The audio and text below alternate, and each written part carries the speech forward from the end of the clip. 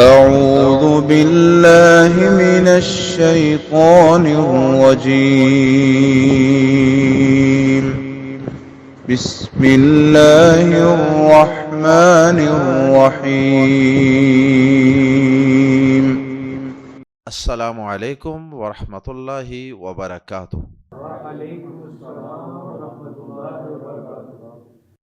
سورۃ الزخرف آیت نمبر 9 سے 14۔ اعوذ باللہ السمیع العلیم من الشیطان الرجیم من ہمزہ ونفخہ ونفثہ وَلَئِن سَأَلْتَهُم مَّن خَلَقَ السَّمَاوَاتِ وَالْأَرْضَ لَيَقُولُنَّ خَلَقَهُنَّ الْعَزِيزُ الْعَلِيمُ الَّذِي جَعَلَ لَكُمُ الْأَرْضَ مَهْدًا وَجَعَلَ لَكُمْ فِيهَا سُبُلًا لَعَلَّكُمْ تَهْتَدُونَ وَالَّذِي نَزَّلَ مِنَ السَّمَاءِ مَاءً بِقَدَرٍ فَأَنشَرْنَا بِهِ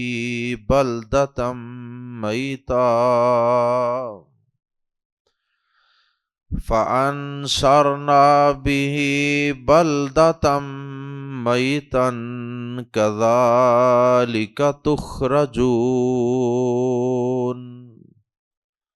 وَالَّذِي خَلَقَ الْأَزْوَاجَ كُلَّهَا وَجَعَلَ لَكُم مِّنَ الْفُلْكِ وَالْأَنْعَامِ مَا تَرْكَبُونَ إِذَا اسْتَوَيْتُمْ عَلَى ظُهُورِهِ ثُمَّ تَذْكُرُوا نِعْمَةَ رَبِّكُمْ إِذَا اسْتَوَيْتُمْ عَلَيْهِ وَتَقُولُوا سُبْحَانَ الَّذِي سَخَّرَ لَنَا هَذَا وَمَا كُنَّا لَهُ مُقْرِنِينَ وَإِنَّا إِلَى رَبِّنَا لَمُنْقَلِبُونَ۔ آیات زیر تفسیر میں اللہ رب العزت نے سب سے پہلے تو کفار کے قول و فعل کا تضاد بیان کیا ہے کہ یہ کفار ایک طرف تو اللہ کے ساتھ شرک کرتے ہیں، دوسری طرف میرے پیارے نبی محمد کریم صلی اللہ علیہ وسلم کی نبوت و رسالت کا بھی انکار کرتے ہیں، اور پھر مزید یہ کہ یہ قیامت کے دن دوبارہ زندہ کیے جانے کا بھی انکار کرتے ہیں، اور ان سب قسم کے انکاروں کے باوجود، کفر کی ان تمام اقسام کے باوجود، جب آپ ان سے یہ پوچھیں گے نا کہ اچھا یہ بتاؤ، یہ سورج، یہ چاند، یہ ستارے، یہ ہوائیں، یہ بادل، یہ پہاڑ، یہ دریا، یہ ندیاں، یہ نالے، یہ زمین و آسمان، یہ کائنات کس نے پیدا کیا؟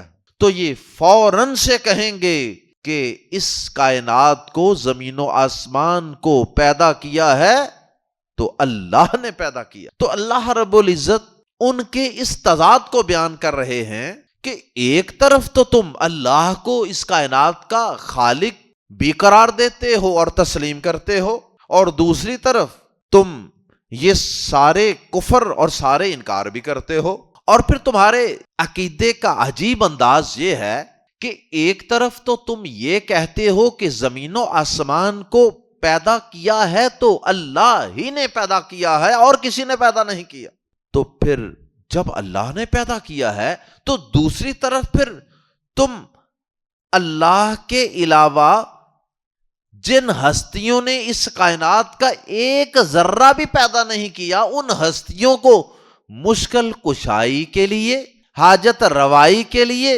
اور دیگر ضروریات کے پورا کرنے کے لیے کیوں پکارتے ہو؟ ہونا تو یہ چاہیے نا کہ جس نے یہ ساری کائنات پیدا فرمائی ہے، جو عدم سے وجود میں لایا ہے ان ساری چیزوں کو اور کائنات کو، اسی کو تمام مخلوقات سے زیادہ قوت والا، طاقت والا، اختیار والا مانا جائے، اور یہ تسلیم کیا جائے کہ ہر مشکل کو حل کرنے پر بھی وہی قادر ہے، ہر تکلیف، پریشانی، بیماری سے نجات دینے والا بھی وہی اللہ ہے، ہر طرح کے نفع نقصان کا مالک بھی وہی اللہ ہے۔ تو یہ تمہارے عقیدے کی عجیب ڈپلومیسی ہے، عجیب قسم کا عقیدہ ہے تمہارا۔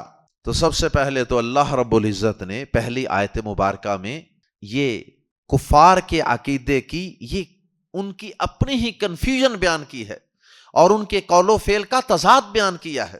اس کے بعد اللہ رب العزت نے پھر اپنی توحید کو اور بطور خاص اپنی توحید الوہیت کو، اپنے معبود برحق ہونے کو، اپنے مشکل کشا اور حاجت روا ہونے کو ثابت کرنے کے لیے اپنی قدرتوں کا مزید تذکرہ کیا۔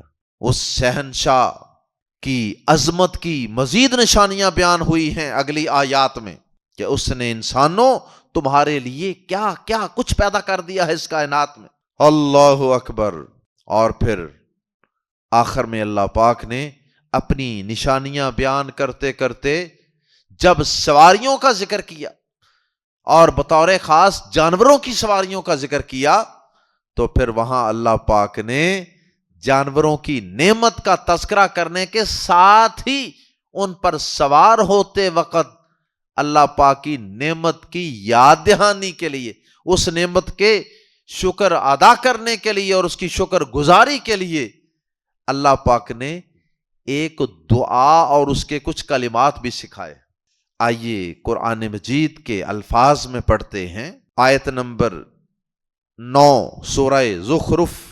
والا ان، اور بلا شبہ اگر، واو اور لام زبر لا، یقیناً، بلا شبہ، ان اگر، سألتا آپ پوچھیں، ہم انہیں یا انہیں کفار کو، والا ان سألتا اور بلا شبہ اگر آپ پوچھیں اے نبی پاک صلی اللہ علیہ وسلم، ہم انہیں، کافروں کو، مشرکین کو، من خلق السماوات والارض، کس نے آسمانوں اور زمین کو پیدا کیا، لَيَقُولُنَّ، یہ اصل میں تھا یقولو، وہ کہے گا، لیکن شروع میں لام زبر لا لگا دیا گیا جس کا معنی ضرور ہے، یقیناً ہے، اور آخر میں نون ثقیلہ، شد والا نون لگا دیا گیا۔ اس سے 2 دفعہ یقین کا معنی پیدا ہو جاتا ہے فعل مضارع میں، عربی زبان کے کسی ورب اور فعل میں۔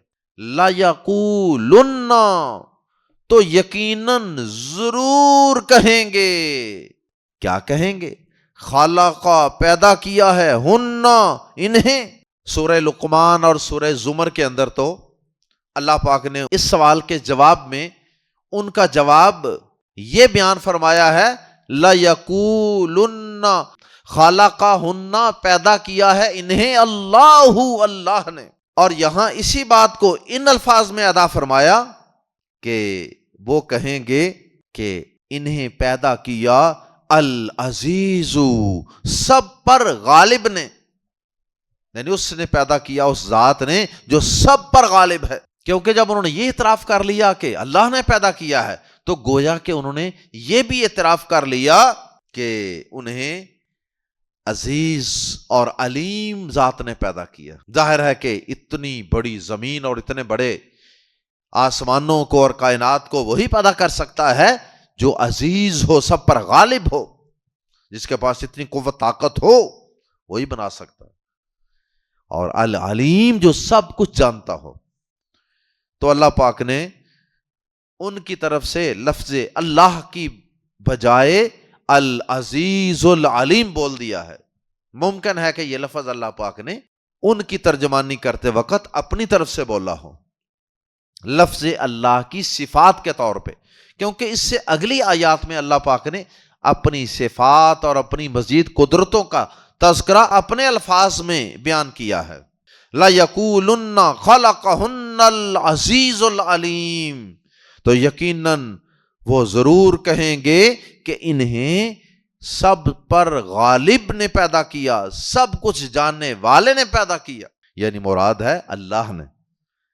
تو اتنی بڑی کائنات کو وہی پیدا کر سکتا ہے نا جو سب پر غالب ہو، اتنی طاقت قوت ہو اس کے پاس، اور اتنا علم ہو اس کے پاس کائنات کے متعلق اور اپنی مخلوقات کے متعلق، تو پھر ہی وہ اتنا کچھ پیدا کر سکتا ہے۔ اس کے بعد اللہ رب العزت نے پھر اپنی مزید قدرتوں کے اور اپنی طاقتوں کے اور اپنی بادشاہی کے دلائل کا تذکرہ فرمایا، اس کو جاری رکھا۔ الذی، وہ جس نے جعل، بنایا، لکم، تمہارے لیے، یہ لکم جو ہے یہ اصل میں ہوتا ہے لامزر لی کے لیے، کم تمہارے، لی کم تھا اصل میں، تو زیر تھی لام کے نیچے، لی کے لیے، جیسے للہ اللہ کے لیے، تو لی کے لیے، کم تمہارے، اب لام کے نیچے زیر اور آگے کم کے اوپر پیش، تو زیر کے فوراً بعد پیش، یہ آپ یاد رکھنے کے لیے یوں سمجھ لیں کہ عربوں کو زیر کے بعد پیش پڑھنی مشکل لگتی، عربوں کی زیر کے بعد پیش نہیں جاتی، یا عربوں کے سامنے زیر کے بعد پیش کی پیش نہیں جاتی، تو اس لیے لیکم کو پڑھ لیتے ہیں، پھر آسانی کے لیے زیر کو زبر میں بدل لیتے ہیں، لیکم کی بجائے لکم۔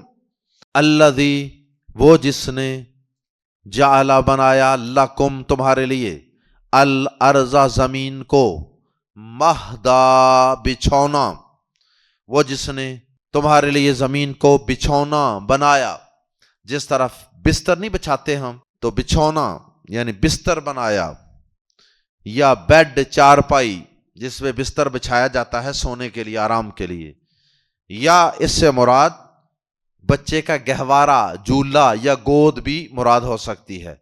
وَجَعَلَ لَكُمْ فِيهَا سُبُلًا، اور اس نے اس میں یعنی زمین میں، پیچھے الارض کا ذکر آیا تو فیہا، آپ کی زمین کا مرجع ہے الارض، یعنی ہاں زمین لوٹ رہی ہے الارض کی طرف، اور عربی زبان میں الارض مؤنث ہے، اور جعل لکم، اور اس نے بنایا، لکم، بنائے تمہارے لیے، فیہا، اس میں یعنی زمین میں، سبلا، کئی راستے، لعلکم، تاکہ تم تہتدون، راہ پاؤ، تاکہ تم رستوں کو جان کر اپنی منزل پہ پہنچ سکو۔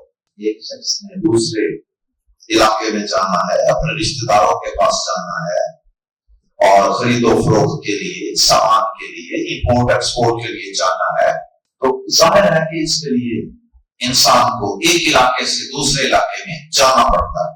تو اللہ پاک فرماتے ہیں کہ اے انسانوں، میری نعمتوں میں سے اور میری قدرتوں میں سے بہت بڑی قدرت اور نعمت یہ بھی ہے کہ میں نے تمہارے لیے اس زمین پہ کئی طرح کے راستے تمہارے لیے بنا دیے۔ اب یہ راستے اقتدار ہیں، یہ وقت کے ساتھ ساتھ جو راستے ہیں ان کے اندر اگرچہ جدت آ رہی ہے، جدید سے جدید دور میں یہ راستے بہتر سے بہتر ہو رہے ہیں، لیکن بنیادی طور پر ان کا تعارف اور ان کی گائیڈ لائن انسان کو اللہ پاک نے دی ہے۔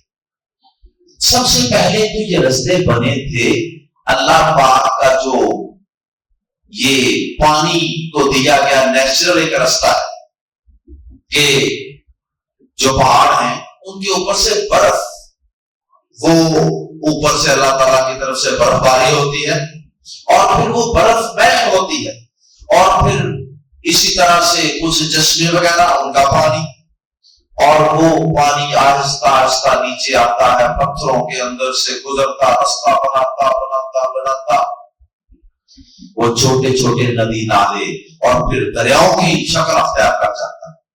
تو گویا کے پہاڑی علاقوں کے اندر یہ پانی کے جو ندیاں نالے ہیں دریا ہیں یہ ایک رستہ ہے، اور اللہ پاک نے ان دریاؤں کے ساتھ ساتھ ہی انسان کی بھی رہنمائی کر دی، اس کو بھی رستہ دکھا دیا کہ تو بھی ان پانیوں کے ساتھ ساتھ ہی چلتا چلتا اپنی منزل پہ پہنچ جا۔ اکثر آپ کو پہاڑی علاقوں کے اندر لمبے لمبے کئی 100 کلومیٹروں کے رستے، ہزاروں کلومیٹروں کے بلکہ رستے آپ کو ان ندی نالوں اور دریاؤں کے ساتھ ساتھ ہی، پہلے یہ رستے کچے تھے اور اب وقت کے ساتھ ساتھ جیسے جیسے انسان ترقی کر رہا ہے انسان ان رستوں کو ذرا بہتر کر رہا ہے۔ تو یہ رستے جو ہیں، اب یہ رستے سمندروں کے اندر بھی ہیں، اب یہ رستے فضاؤں کے اندر بھی ہیں۔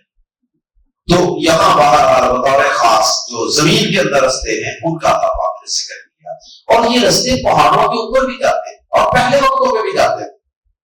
اب دیکھیں جب حضرت موسیٰ علیہ السلام مصر سے مدین گئے تھے یا مدین سے مصر آئے تھے تو اس وقت کون سی ترقی تھی، کون سی سڑکیں بنی تھی، لیکن اس وقت بھی آخر کوئی رستہ تو ہوتا تھا کہ لوگ ٹریول کرتے تھے۔ ہمارے پیارے نبی صلی اللہ علیہ وسلم بھی مکہ سے مدینہ اور مدینہ سے مکہ تشریف لاتے رہے یا صحابہ کرام، تو وہی تو رستے ہوں گے نا۔ یہ جو موجودہ سڑکیں ہم دیکھ رہے ہیں یہ تو بات ہوگا نہیں، اس وقت بھی تو کوئی نہ کوئی پگڈنڈیاں چھوٹے موٹے رستے باہر ہاتھ تھے۔ تو انہی رستوں کی طرف اللہ تعالیٰ یہاں اشارہ فرما رہے ہیں کہ یہ رستے، یہ بھی میری قدرت کی ایک بہت عظیم نشانی ہے اور یہ میرا بہت بڑا انعام ہے تمہارے۔ اور اگر اللہ پاک کی طرف سے یہ رہنمائی رستوں کی انسان کے لیے نہ ہوتی تو پہاڑ جو ہے وہ اس طرح دیواروں کی طرح اونچے ہوتے تو کیا ہوتا؟ ایک علاقے کے لوگ، ایک درے کے اندر رہنے والے لوگ اور ایک علاقے کے اندر اور ایک وادی کے اندر رہنے والے لوگ وہ اسی جگہ پر ہی مقید رہتے اور ساری زندگی ادھر ہی گزار کے ادھر ہی فوت ہو جاتے۔ دوسرے علاقے کے لوگوں سے، دوسری وادی کے لوگوں سے ان کا کوئی تعلق واسطہ ہی نہ ہوتا، آپس میں میل ملاقات کسی چیز کا کوئی تبادلہ ہی نہ ہوتا۔ تو آج دیکھیں پوری دنیا کی گلوبل ولیج بنی ہوئی ہے۔ تو بہرحال یہ رستے بھی اللہ تعالیٰ کی نعمتوں میں سے ایک نعمت ہے، جو جب کہیں ٹریول کریں، سفر کریں تو اللہ تعالیٰ کی اس رستوں کی نعمت کو بھی یاد کیا۔ وَجَعَلَ لَكُمْ فِيهَا سُبُلًا لَعَلَّكُمْ تَهْتَدُونَ، اور اس نے تمہارے لیے اس کے راستے بنائے تاکہ تم راہ پاؤ۔ اور آگے مزید نعمتوں کا تذکرہ، مزید قدرتوں کا تذکرہ، توحید کے مزید دلائل کا تذکرہ، شرک کی تردید کے لیے دلائل کا تذکرہ۔ وَالَّذِي نَزَّلَ مِنَ السَّمَاءِ، اور وہ جس نے اتارا آسمان سے ماءً پانی، یا ترجمہ کر سکتے ہیں کچھ پانی، ماءً کی تنوین کی وجہ سے ہم ترجمہ کر سکتے ہیں کچھ پانی، کیونکہ سارا پانی بھی اللہ پاک کرتا ہے، اللہ پاک کچھ پانی اتارتے ہیں۔ ماءً کی تنوین تقلیل کے لیے، قلت کے لیے، ماءً کچھ پانی، بھی ساتھ آتا ہے ایک اندازے، تقدیر بھی اسی سے، تقدیر اندازہ، لیکن اللہ پاک کا اندازہ بالکل ایگزیکٹ ایکوریٹ ہوتا ہے۔ انسانوں کے اندازے وہ صحیح غلط ہوتے ہیں، اللہ کا اندازہ بالکل ایگزیکٹ ہوتا ہے اور اسی کو تقدیر کہتے ہیں۔ بھی قادر ہے ایک اندازے کے ساتھ، ان ویلڈ اماؤنٹس، اللہ پاک نے ایک نپے تلے اندازے کے ساتھ زمین پہ پانی اتارا۔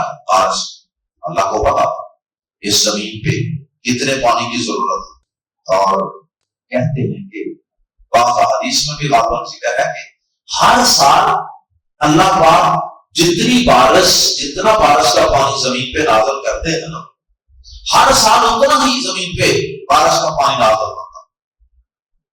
اگر اس ایک علاقے میں کم ہوا تو دوسرے میں زیادہ ہوتا، دوسرے میں کم ہوا تو تیسرے میں زیادہ ہو گیا. واللہ تعالی اعلم.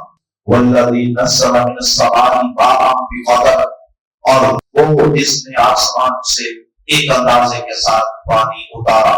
بارش اللہ کی قدرت کی عظیم نشانی.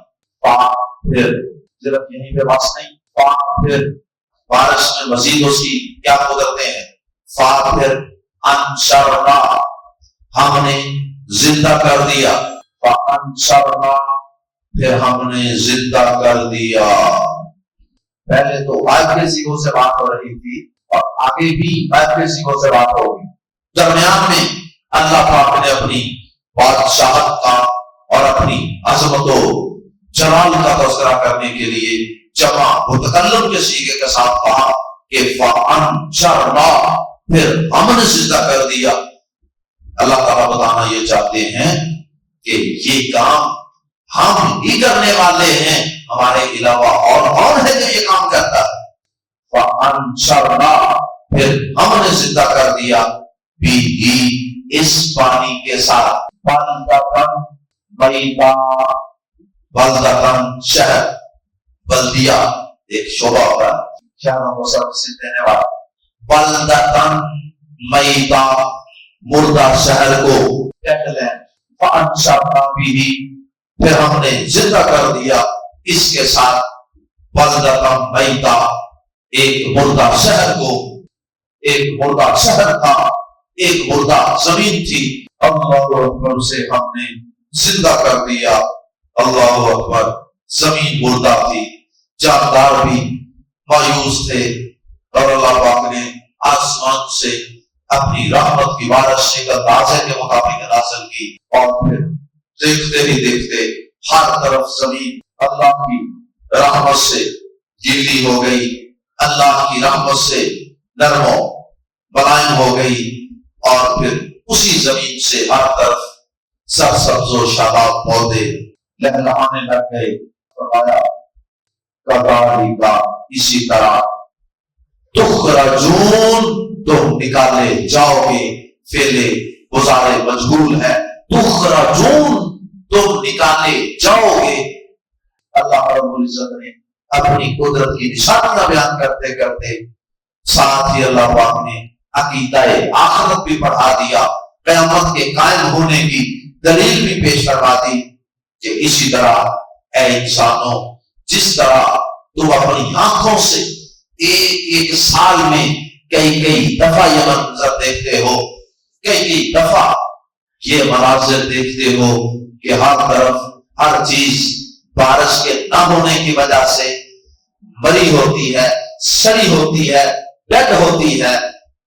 اور پھر یکایک آسمان پہ بادل آ جاتے ہیں، بارش برس جاتی ہے، اور پھر زمین تر ہو جاتی ہے، مردہ زمین زندہ ہو جاتی ہے، اور اس کے اندر سے نرم و نازک اور خوبصورت ریشم جیسے نرم و نازک شگوفے نکلتے ہیں. اور پھر دیکھتے ہی دیکھتے ہر طرف گرینری اور نش ایریاز تمہیں نظر آنے لگ جاتے ہیں. تو فرمایا جس طرح ہم نے مردہ زمین کے اندر سے زندگی نکال کے تمہیں دکھا دی، اے قیامت کے دن کو قائم ہونے کو ناممکن خیال کرنے والوں، اسی مثال سے سمجھ جاؤ کہ تمہارا رب اسی طرح قیامت کے دن تمہیں اس مردہ زمین کے اندر سے، جب تمہاری ہڈیاں اس زمین کے اندر ریزہ ریزہ ہو چکی ہوں گی، مردہ حالت میں ہو چکی ہوں گی، تو وہ تمہیں بالکل اسی طرح اس زمین سے زندہ کر کے کھڑا کر دے گا جس طرح اس نے اس مردہ زمین کے اندر سے پودوں کو، درختوں کو اور اجناس کو کھڑا کیا ہے. کذالک تخرجون، اسی طرح کو نکالے جاؤ گے. والذی، اور وہ جس نے خلقا، پیدا کیے، الازواج، جوڑے. ازواج کا معنی جوڑے، کپل، پیئرز بھی ہوتا ہے، اور ازواج زوج کی جمع، اور ازواج کا معنی اس میں بھی ہوتا ہے انواع و اقسام. ازواج سپیشیز، ہر مخلوق کی، ہر جاندار کی کئی اقسام ہے، اسپیشیز سائنس کے زبان میں.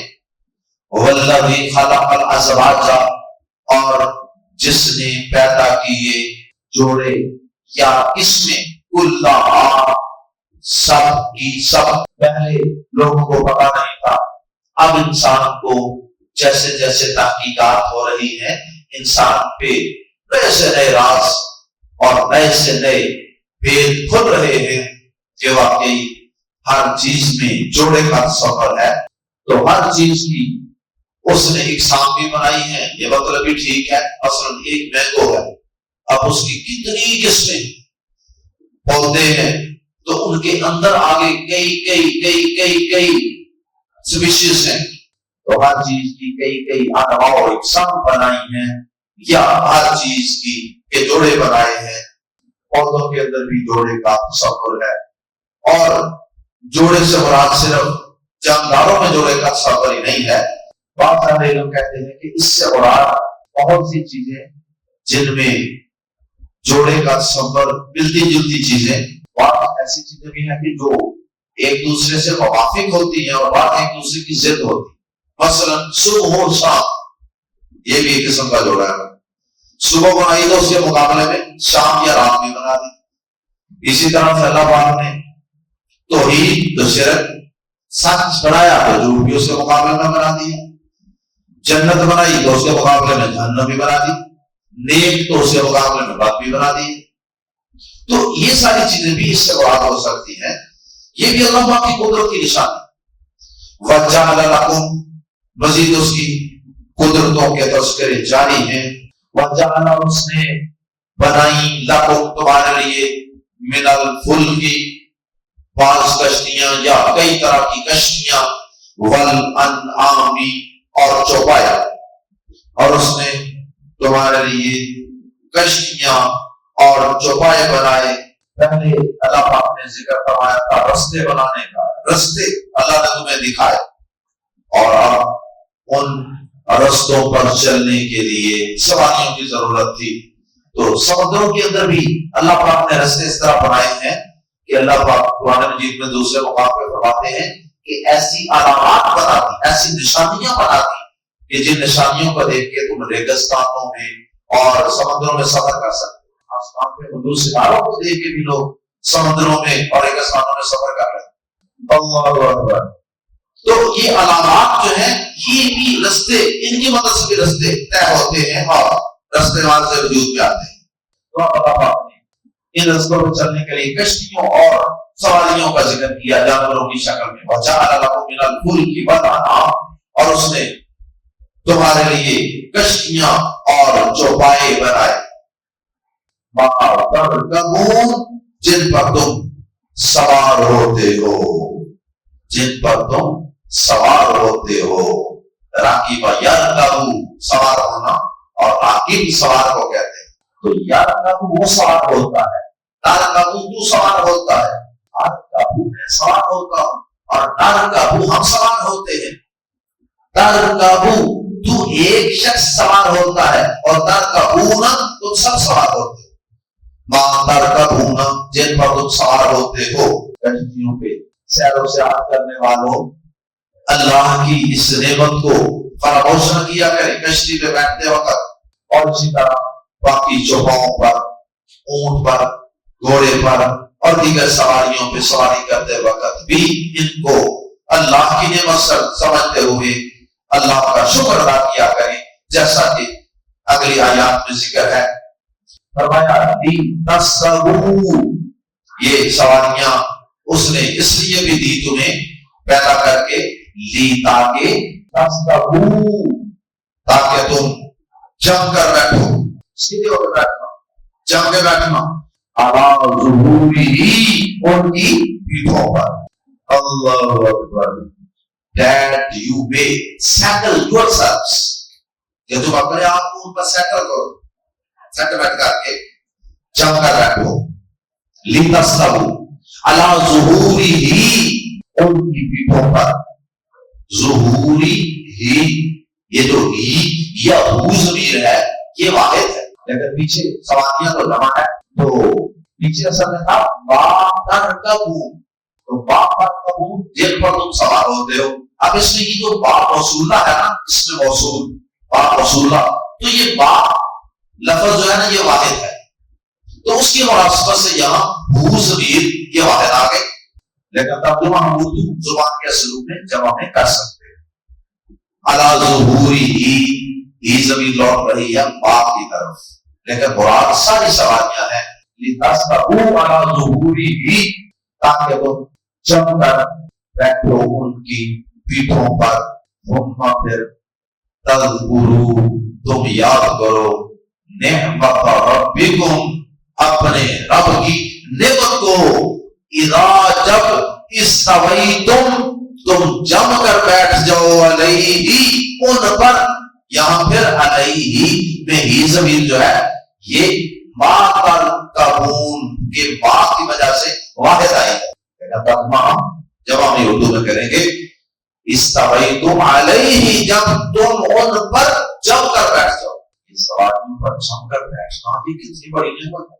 اللہ اکبر. اس کا پتہ اس وقت چلتا ہے کہ اللہ نے گھوڑا، یہ اونٹ، یہ سواریاں ہمارے لیے مسخر کر دی ہیں، تابع کر دی ہیں.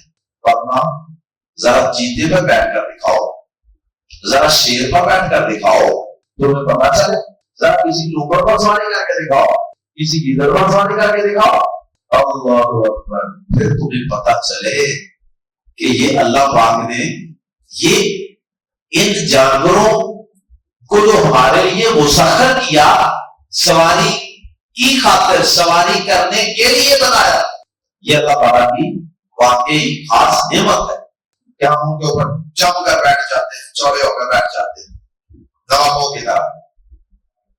تو سواریوں پہ جم کر بیٹھ جانے والوں، چاہے وہ گھوڑے ہوں، اونٹ ہوں، اور چاہے تو وہ آج کل کی بڑی بڑی بازاروں ہوں، آج کل کی بڑی بڑی لگژری گاڑیاں ہوں، ان پر جم کر بیٹھ جاتے ہوئے اللہ تعالیٰ کی ان نعمتوں کو فراموش نہ کیا کرے. فوراً شکریہ کے جذبات اپنے اندر لے آیا کرو کہ اللہ تیرا شکر ہے، تو نے ہمیں ان گھوڑوں، اونٹوں جیسی سواریوں سے بھی آج کئی گنا زیادہ لگژری آرام دے، اور گرمیوں میں ٹھنڈی اے سی والی ایئر کنڈیشن، اور سردیوں میں ہیٹڈ، اور بھی کئی ایک سہولتوں کے ساتھ یہ ہمیں نعمتیں عطا کر دی. پورا ایک گھر ہے، منی ہاؤس ہے جسے ہم لیے پھرتے ہیں سفر. تو ان سواریوں پر اور ان کی سیٹوں پر بیٹھتے وقت اللہ کا شکر ضرور ادا کیا کرو، جیسا کہ اس نے ہمیں یہاں اللہ پاک نے ہمیں ایسا کرنے کی تاکید فرمائی ہے. پھر تم یاد کرو اپنے رب کی نعمت کو. یاد کرو کا مطلب یہی ہے نا کہ یاد کرو اور پھر شکر کرو. اذا استویتم علیہ، اور شکر ادا کرنے کا ایک طریقہ زبان سے بھی بتا دیا. وَتَقُولُوا، اور تم کہو، کیا کہو، اور آگے دعا بتا دی کہ یہ دعا کرو. اور پیارے نبی صلی اللہ علیہ وسلم نے بھی یہ دعا سکھائی ہے. وَتَقُولُوا، اور تم کہو، سبحان الذی، پاک ہے وہ جس نے سخر، تابع کر دیا، مسخر کر دیا، لنا، ہمارے لیے، ہاذا، اس سواری کو. سواریاں صرف اللہ اپنے گھوڑے، اونٹ وغیرہ ہی ہمارے قابو نہیں کی. یہ جو آج کل کے ہوائی جہاز ہیں، یہ جو آج کل کی موٹر سائیکلیں ہیں، کاریں ہیں، بڑی بڑی گاڑیاں ہیں، اتنی بڑی بسیں ہیں، یہ ٹرینیں ہیں، یہ بھی تو کہیں اور سے زیادہ طاقت والی ہیں. یہ بھی تو اللہ نے ہمارے تابع کر دی ہے. سبحان الذی، پاک ہے وہ ذات جس نے سخرا، تابع کر دیا، لنا، ہمارے، ہاذا، اسے، وما کننا، وہ حالانکہ، ما کننا، نہ تھے، نہیں تھے ہم، لہو، اس کو یا اسے، مقرنین، قابو میں لانے والے. ورنہ ہم تو اسے قابو میں لانے والے نہیں. ہم سے کہاں یہ سواری، اتنی بڑی سواری، طاقت والی، یہ ہمارے قابو میں آنے والے. اور اور یہ سوالیاں جب بے قابو ہوتی ہیں پھر قابو میں آتی ہے. اللہ تعالیٰ کبھی کبھی دکھا بھی دیتا ہے, چاہے گھوڑا ہو چاہے اونٹ ہو, جب یہ بے قابو ہو, چاہے موٹر سائیکل ہو چاہے کار ہو چاہے بس ہو چاہے جہاز ہو, اللہ کی بنا. تو اللہ تعالیٰ سے یہ دعا کر کے روانہ ہونا ہے, سواری پہ بیٹھ کے جم کے جب بیٹھ جانا ہے تو پھر یہ دعا کرنی.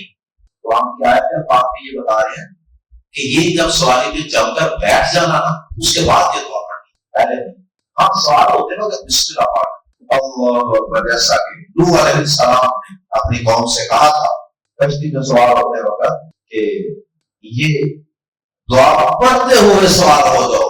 وقال اركبوا بسم الله مجريها ومرساها ان ربي لغفور رحيم. کشتی میں سوار ہوتے وقت نوح علیہ السلام نے کہا تھا یہ دعا پڑھتے پڑھتے کشتی میں سوار ہو جاؤ. اس میں بسم اللہ کا لفظ بھی آ جاتا. تو بہرحال اگر نوح علیہ السلام کی دعا جو سورہ ہود کی آیت نمبر 41 میں ہے اگر اسے بھی ساتھ ملا لیا جائے تو مجھے تو یہ سمجھ آئی ہے اس سواری میں سوار ہوتے وقت یعنی پاؤں رکھتے وقت آپ دائیں پاؤں رکھیں بسم اللہ مجریہا ومرساہا ان ربی لغفور رحیم. کیا ترجمہ ہے؟ بسم اللہ, اللہ کے نام کے ساتھ, مجریہا اس کا چلنا, ومرساہا اور اس کا رکنا ٹھہرنا. اللہ کے نام کے ساتھ ہے اس کا, جس سواری کا چلنا بھی اور اس کا ٹھہرنا بھی اللہ کے نام کے ساتھ, اس کے حکم کے ساتھ. ان ربی لغفور رحیم. سواری میں بیٹھتے وقت اللہ سے گناہوں کی بخشش کا ہے. کیا پتہ منزل میں پہنچنے کے ان ربی لغفور رحیم, بے شک میرا رب یقیناً بہت معاف کرنے والا نہایت رحم والا ہے. سفر میں بھی انسان کو استغفار کا اہتمام کرنا چاہیے. بہرحال سوار ہوتے وقت یہ پڑھ لیں. اور یہ جو آیت ہے سورہ زخرف کی, اس کے الفاظ یہ بتا رہے ہیں کہ اذا استویتم علیہ, جب تم اس پر سوار جم کر بیٹھ جاؤ, وتقولوا, پھر یہ کہہ لو, پھر یہ پڑھ لو سبحان الذی سخر لنا هذا وما كنا له مقرنین وانا الى ربنا لمنقلبون. وانا, اور بے شک ہم الى ربنا, اپنے رب کی طرف, لفظ اللہ یقیناً یا ضرور, منقلبون, لوٹ کر جانے والے ہیں. اور تو نہیں بولنا سفروں میں, سیر و سیاحت میں, ٹورز میں, کہیں بھی جا رہے ہیں ہر وقت یہ ذہن میں رکھنا ہے بھائی جانا اللہ کے پاس ہی لوٹ کر. اور بہت سفر میں بھی بطور خاص یاد ہے, کیا پتہ ہے یہ سفر آخری سفر بن جائے. اس لیے اس عقیدے کا ایک دفعہ اعادہ رویت دہرائی, وَإِنَّا إِلَىٰ رَبِّنَا لَمُنْقَلِبُونَ, اور بے شک ہم اپنے رب کی طرف لوٹ کر جانے والے ہیں. اور صحیح مسلم شریف میں پیارے نبی صلی اللہ علیہ وسلم نے کچھ اس دعا میں مزید بھی کچھ دعائیں آپ سواری میں بیٹھ کر 3 دفعہ اللہ اکبر اللہ اکبر اللہ اکبر, پھر آپ یہ دعا پڑھتے سبحان الذی سخر لنا هذا وما كنا له مقرنین وانا الى ربنا لمنقلبون. ایک تو یہ, اس کے بعد پھر ایک لمبی دعا پیارے نبی صلی اللہ علیہ وسلم نے اس کے آگے ہی ہے. اب وہ کیا ہے؟ وہ ہے اللہم انا نسألک, وہ بھی بہت خوبصورت دعا, بڑی ہی کمال دعا ہے, وہ بھی پڑھنی چاہیے. اگر اس کا ترجمہ آپ ایک دم سن لیں تو آپ کا اس دعا کو چھوڑنے کو کبھی دل نہیں کرے.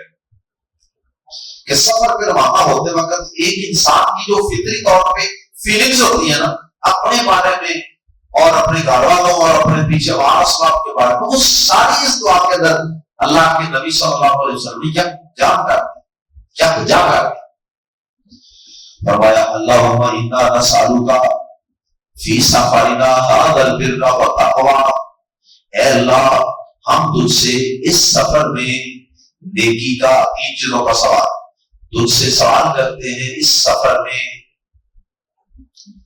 البرا نیکی کا، والتقوی اور تقوی کا. تقوی کا ایک معنی ہوتا ہے بچنا. تو ہم میں تو اس کا یہ ترجمہ زیادہ کرتا ہوں. ایک نیکی کی بات آ گئی ہے نا، تو تقوی کا مطلب گناہوں سے بچنے کا.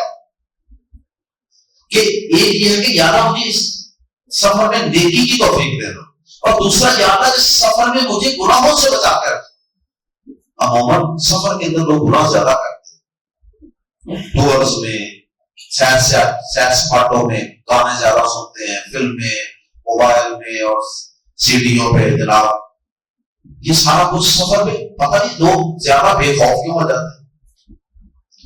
تو اس لیے تو آپ کو یہ چیز سکھائی گئی کہ یہ کام نہیں کرے. نیکیاں زیادہ گناہوں سے بچنا ہے. اللہم انا نسألک فی سفرنا ھذا البر والتقوی. یا نیکی کا سوال اور گناہوں سے بچنے کا سوال یا تقوی کا سوال. وَمِنَ الْعَمَلِ مَا تَرْضَىٰ. اور اے اللہ ایسے عمل کا سوال کرتے ہیں تجھ سے سفر میں جو تجھے راضی کر دے. ہم سے ایسی کام کروانا ہے سفر میں جو تجھے راضی کر دے. اللہم حوّن علینا سفرنا ھذا. اے اللہ ہم پر ہمارے اس سفر کو آسان کر دے. وَاطْوِ عَنَّا بُعْدَهُ. کون نہیں چاہتا کہ ہمارا سفر آسان ہو. وَاطْوِ عَنَّا بُعْدَهُ.